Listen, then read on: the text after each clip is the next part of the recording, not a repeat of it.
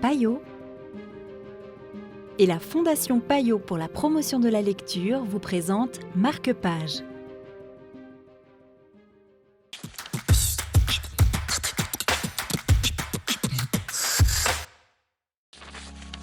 Bonjour et bienvenue dans Marque-Page. Aujourd'hui, nous vous présentons Hypericon de Manuel Fior aux éditions d'Argo. Une proposition de Bénédicte Kuczynski de Payot Libraire, ici à Lausanne.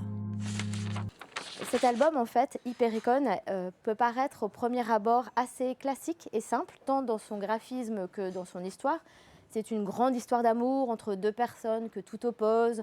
On a une jeune femme, Teresa, qui est italienne, qui vient travailler à Berlin, qui est très rigoureuse, très studieuse, très calme, et qui va rencontrer en fait Ruben, jeune dandy, artiste, qui vit dans un squat, la tête dans les étoiles. Puis on se rend compte que ces personnages sont un peu plus complexes qu'au premier abord, puisque Teresa, elle est quand même soumise à des insomnies qui sont violentes.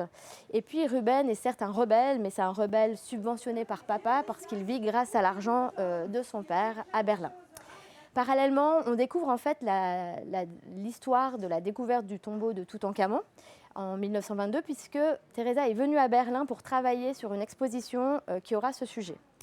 Et donc on va voyager entre ce passé en Égypte et le présent à Berlin. Et on se dit, mais pourquoi ces allers-retours entre deux époques? Le lien, est-ce que c'est uniquement Teresa? Et on découvre en fait l'explication juste à la dernière case de la bande dessinée. Les images jouent entre les ombres et la lumière, Alors c'est très important en fait parce que le graphisme justement va nous donner une explication en filigrane tout au cours de cette lecture du lien entre le passé et le présent par la déclinaison de palettes et par les ombres et les lumières, mais ça je ne vais pas vous le donner parce que je pense que c'est important que chacun le découvre. Merci beaucoup. Merci. Voici la première chose que j'aurais dû apprendre de lui. Si nous avions une destination à atteindre, nous n'y arriverions jamais en ligne droite. C'était Hypericon pour Marque-Page.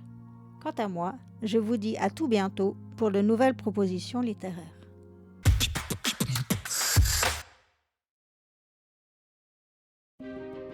Payot et la Fondation Payot pour la promotion de la lecture vous ont présenté Marque-Page.